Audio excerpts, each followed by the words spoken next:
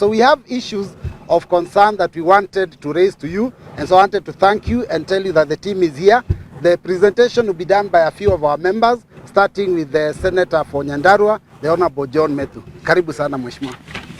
Thank you very much. This statement is quite comprehensive, so we have shared it amongst ourselves. We'll read it between the different parties which are represented here. So this is an open letter to His Excellency Dr. William Samoei Ruto, CGH, President of the Republic of Kenya, Commander-in-Chief of the Kenya Defence Forces, and Party Leader of the United Democratic Alliance. It is titled, "Let us stop the pretense, Mr. President. Government is not propaganda."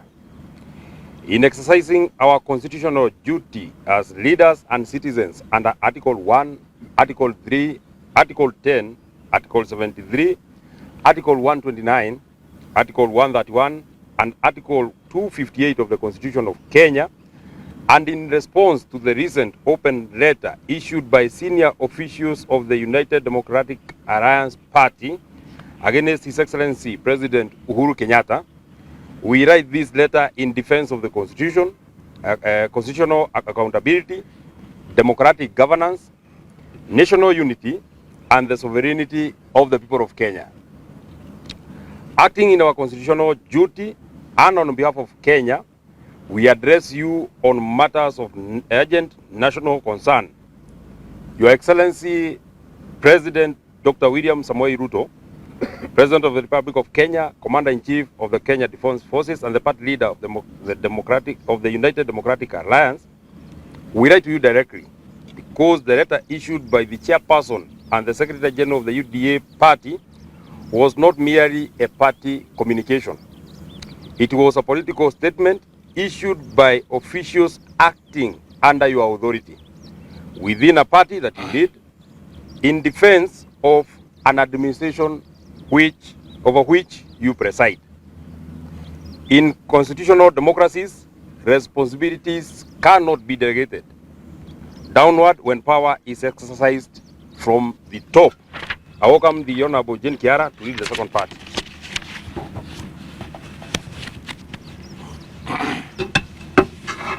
The presidency carries both authority and accountability. The officials who signed that letter were not writing on behalf of the ruling party and by extension in defense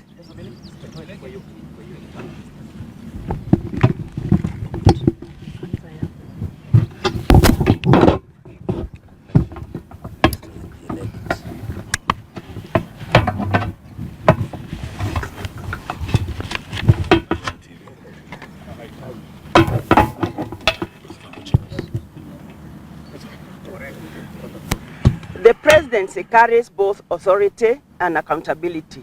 The officials who signed that letter were writing on behalf of the ruling party and by extension in defense of your government. The buck stops with you, therefore. Indeed, one of the defining obligations of presidency is accountability. A president may delegate functions, but he cannot delegate responsibility. Those who speak in defense of your administration may carry your message, but they cannot carry your constitutional duty. That duty remains yours alone. That is why this response is addressed not to the party officials, but to the President of the Republic of Kenya. The letter issued by UDA was reckless, insulting, diversionary, and deeply disappointing. It was not an act of courage. It was an act of panic. It was not a defense of government performance. It was an admission that your administration has run out of explanations for the growing frustrations of the Kenyan people. More troubling, however, was its attempt to drag the country back into the politics that Kenyans deliberately rejected when they enacted the Constitution of 2010, which you opposed anyway. The Constitution was designed to unite Kenyans, not divide them. It was intended to move our nation away from the dangerous habit of constructing political enemies, mobilizing grievances, and pitting citizens against one another for partisan advantage. Kenyans have painful historical reasons to be worried whenever political leaders revive narrative that divide citizens into opposing camps. The country has not forgotten the toxic 41 against one political rhetoric that became associated with the highly polarized atmosphere surrounding the 2007 general election. That period culminated in one of the darkest chapters in our national history, resulting in deaths of more than 1,300 Kenyans, the displacement of hundreds and thousands of citizens, the destruction of property, and deep national trauma whose effects continue to be felt by many families and internally displaced persons to this day. Your Excellency, your name has frequently featured in public discussions, political analysis, and international legal proceedings relating to that period. Whether viewed through the lens of history, politics, or national reconciliation, the lesson is unmistakable. Responsible leaders must exercise the utmost caution when deploying rhetoric that risks reviving old divisions or encouraging citizens to see one another as political enemies other than fellow Kenyans. The Constitution of Kenya 2010 was adopted precisely to ensure our nation never again travels down that dangerous path. So we invite the Honorable Mwenje to read that part.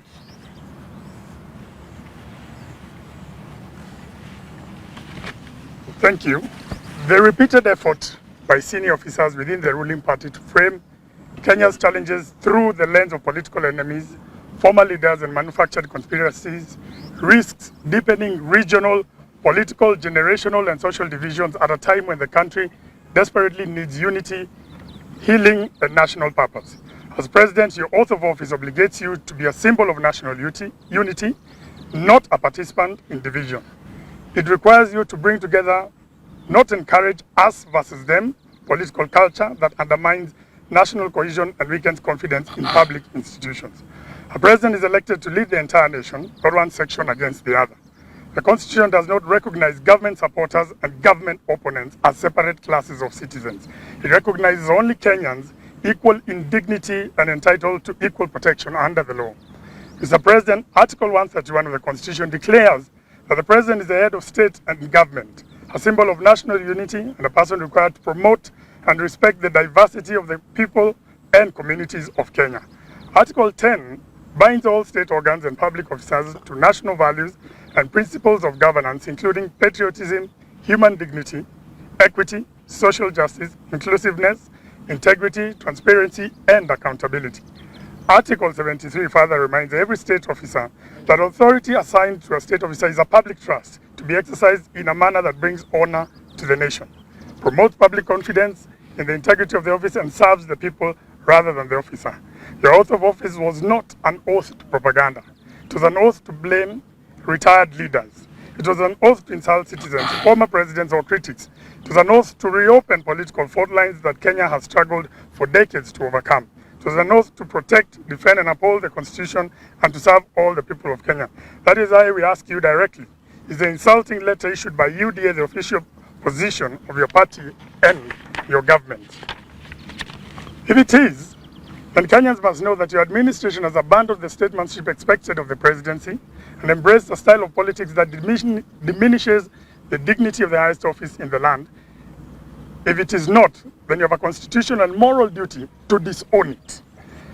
Mr. President, another troubling feature of this administration has been the growing tendency to delegate serious matters of national importance to junior political officials and party functionaries. Questions starting on the economy, public debt, healthcare, constitutional freedoms, national cohesion, and the future of the republic deserve answers from the nation's highest office, not from political surrogates. Leadership requires ownership. Accountability cannot be outsourced. The people of Kenya elected a president, not a chain of spokespersons. The more critical the issue, the greater the obligation of direct presidential accountability. Equally troubling is the increasing participation of cabinet secretaries in overt partisan political activities. Cabinet secretaries are state officers entrusted with the administration of government ministries on behalf of the people of Kenya.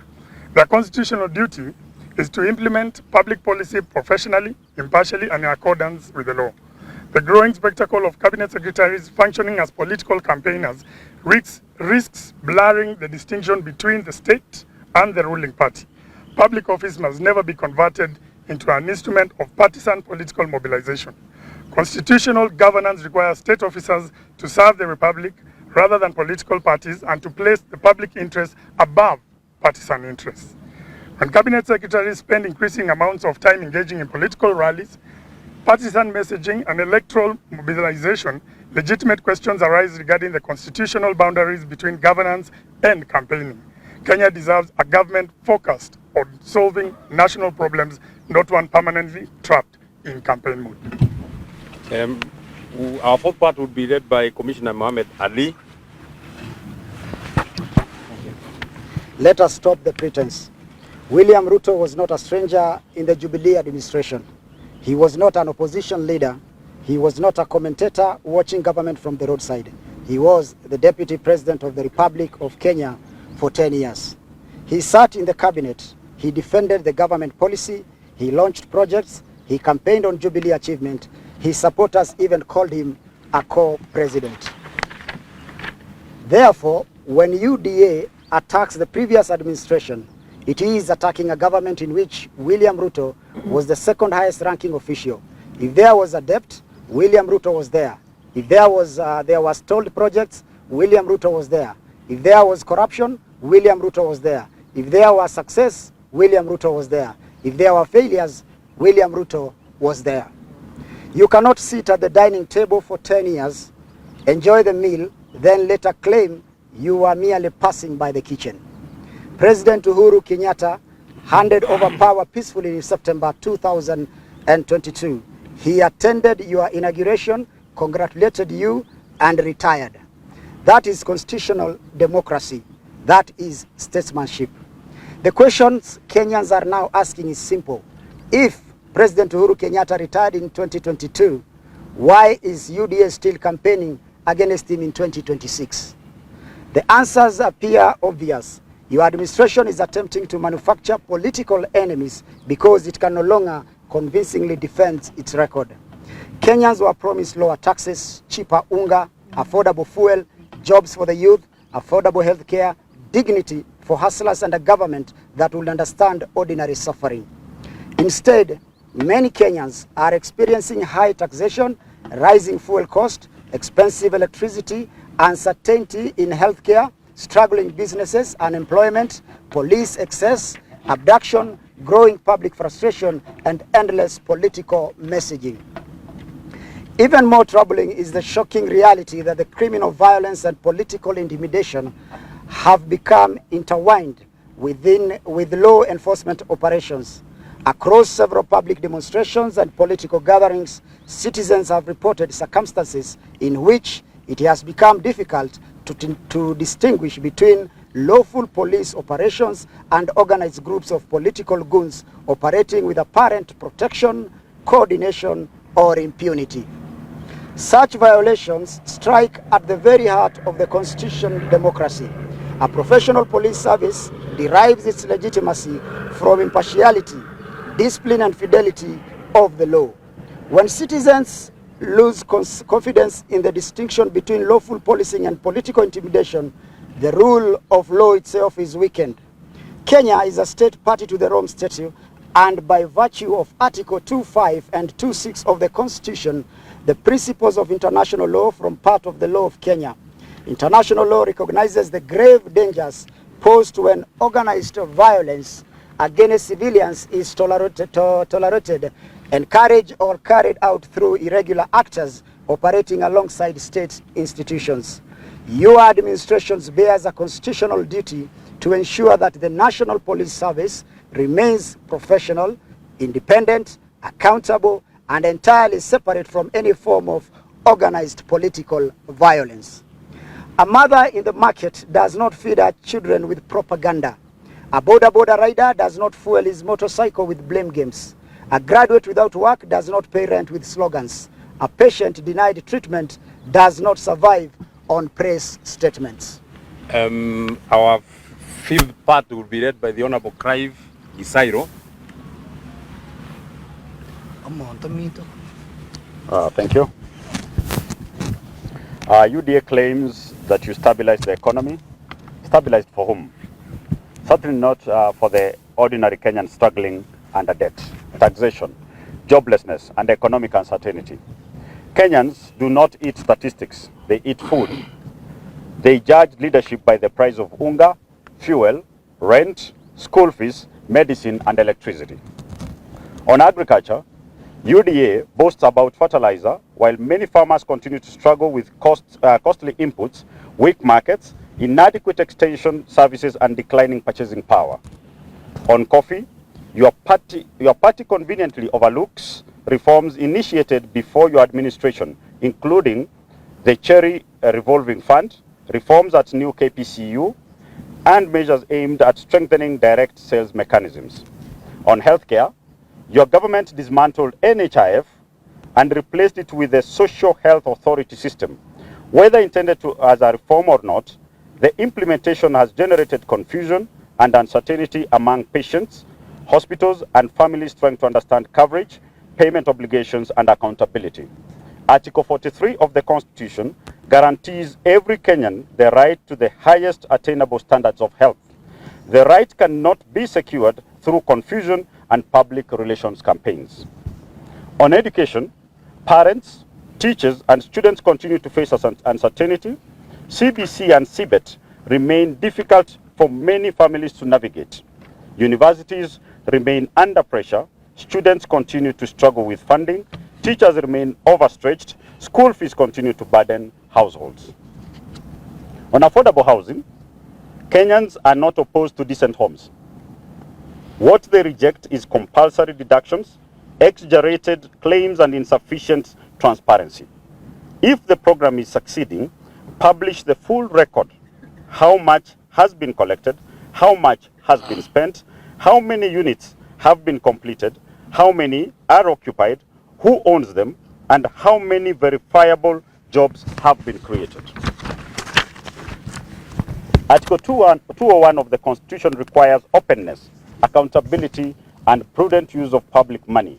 Public funds are not campaign material. They are taxpayers' money. Mr. President, constitutional government is measured not merely by the policies it announces, but by its fidelity to the rule of law and its development track record. Increasingly, Kenyans are witnessing a troubling pattern in which court orders are treated as inconveniences rather than binding commands of the law. The recent controversy surrounding the proposed Ebola quarantine facility in Laikipia illustrates this concern. When the High Court issues orders halting implementation of the proposal, pending determination of the legal challenge before it, the issue ceased being a political debate and became a constitutional obligation. Court orders are not suggestions. They are binding directives issued in the name of the people of Kenya. A government committed to constitutionalism demonstrates respect for judicial authority even when it disagrees with the judicial decisions. Selective compliance with court orders undermines the rule of law, weakens public confidence in institutions, and encourages a culture of impunity that no democracy can afford. The Constitution establishes no office, including the presidency, above the law. Respect for judicial decisions is not a sign of weakness. It is one of the clearest demonstrations of constitutional leadership. On public debt, your administration cannot continue blaming borrowing while continuing to borrow. It cannot continue increasing taxes while claiming to protect hustlers. Leadership requires responsibility, not selective memory. On youth protests and public criticism, claims that young Kenyans are merely being incited underestimate an entire generation. Young people do not need politicians to tell them whether they are unemployed. They do not need opposition leaders to tell them whether food prices are high. They experience these realities every day.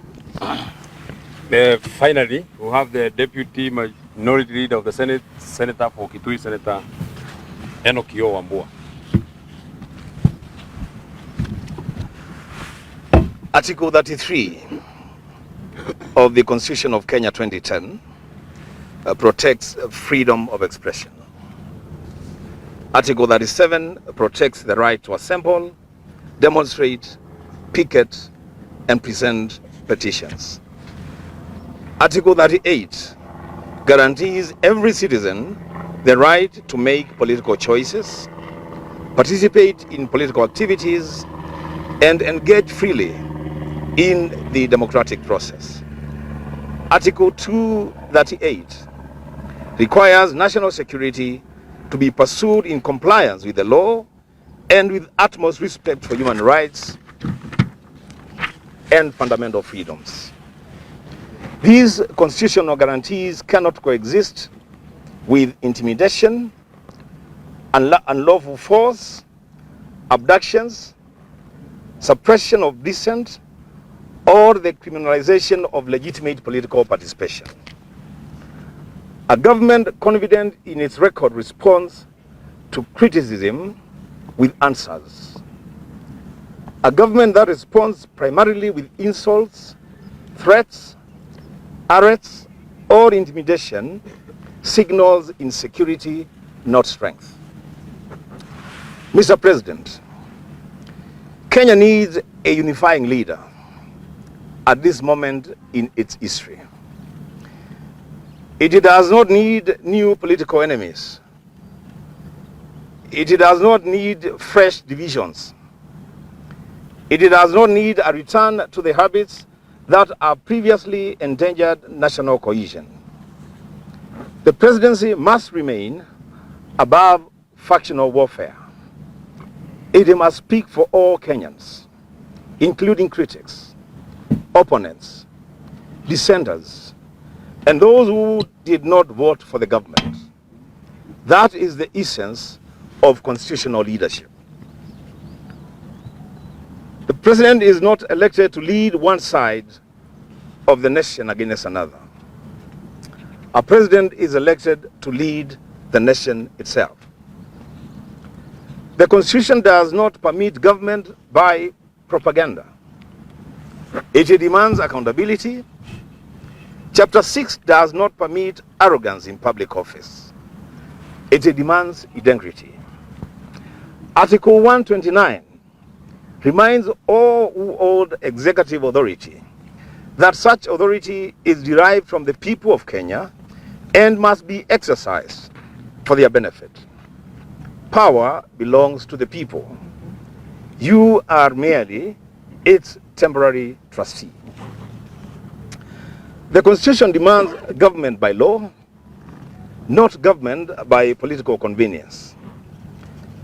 It demands obedience to court orders, respect for constitutional freedoms, accountability in public office, and fidelity to democratic principles.